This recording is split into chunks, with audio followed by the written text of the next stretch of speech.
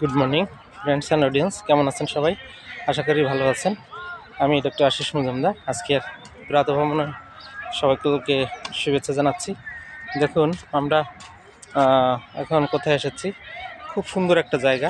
এখানে প্রতিদিন শত শত বললে ভুল হবে, আরও বেশি হবে মানুষ এখানে আসেন। তো আজকে একটা গুরুত্বপূর্ণ বিষয় নিয়ে একটু কথা বলবো। খুব সুন্দর একটা টিপস। সেটা কি, অনেকে ভাবেন যে আসলে কি হয় যে যাদের শরীরে বা জয়েন্টে ব্যথা, এটা কি আসলেই কমে? শরীরে বা জয়েন্টে ব্যথা, হাঁটুতে ব্যথা, এগুলো কি আসলে কমে? এবং এর কারণ কি? এত ওষুধ খাই তাও কমে না কেন? এবার তাহলে বলি, শুনুন ভালো করে। এর কারণ দুটো আছে।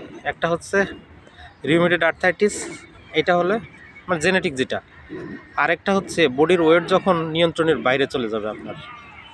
যখন আপনার হাইট অনুযায়ী রেফারেন্স ভ্যালু যতটুকু ওয়েট থাকার কথা তার বাইরে যখন চলে যাবে, তখন আপনার কিন্তু আস্তে আস্তে এই সমস্যাটা আসবে। কীভাবে? আপনার হাঁটুতে ইনফ্লামেশন দেখা দিবে, ব্লাড সার্কুলেশন কমে যাবে। এটা কী কারণে হয়? যখন আপনার দুটো হাঁটু আপনার বডির ওয়েটকে নিতে পারবে না, তখন কি হবে? ওখানে প্রেশার পড়বে। প্রেশার পড়লে ওখানে যে শিরাগুলো আছে, রক্ত সঞ্চালন স্বাভাবিকভাবে কমে যাবে। তখনই কিন্তু ওখানে প্রদাহ বা ইনফ্লামেশন থেকে প্রদাহ তৈরি হবে। তো এখন তাহলে এর থেকে মুক্তির উপায় কি? এর থেকে মুক্তির উপায় হচ্ছে আপনার বডির থেকে ওয়েট কমানো। এই ওয়েট কমাতে হলে আপনাকে প্রথমে কি করতে হবে? ওয়েট কমাতে হলে আপনাকে প্রথমেই মেন্টালি আপনাকে মানে মাইন্ড সেট করে নিতে হবে যে আপনার মনটাকে খুব শক্ত করে নিতে হবে। স্ট্রং বিলিভ থাকতে হবে যে আমি এটা করাবই। তো সেই ক্ষেত্রে আপনাকে ঠিক 2 থেকে 3টা মাস, 3টা মাস হলে তো খুবই ভালো, নাহলে 2টো মাস আপনি সকল ধরনের ভাত, রুটি, ফল, দুধ আর চিনি, এই 5টি খাবার, কার্বোহাইড্রেট এবং সুগার বা ফ্যাট, এই কয়েকটি খাবার একটু বন্ধ রাখবেন। এবং এর পাশাপাশি কী করবেন? আপনি একটু হাঁটবেন, ঘামাবেন। দেখবেন আপনার শরীরের ওয়েট ধপাধপ কমে যাচ্ছে। কিন্তু প্রশ্ন হলো, যাদের পায়ে বা হাঁটুতে ব্যথা, তারা তো হাঁটতে পারবেন না, তাহলে কি হবে?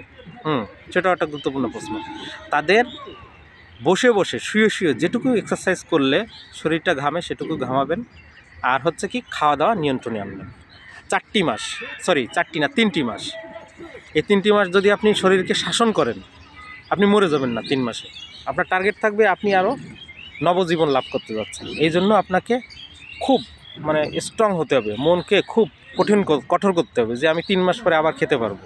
অসুবিধা কি? এই কয়েকটা দিন আমি একটু কঠোরভাবে রোজা রাখি বা নিয়ম পালন করি, ঠিক আছে? তাহলে দেখবেন আপনার শরীরের ওয়েট আস্তে আস্তে কমা শুরু করছে। এবং যখন এক পর্যায়ে কমে যাবে, আপনি যে কি খুশি হবেন, আর এই খুশির সাথে আপনার অন্য কোনো কিছুর তুলনা হবে না।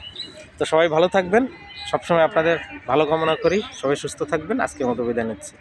শুভ সকাল।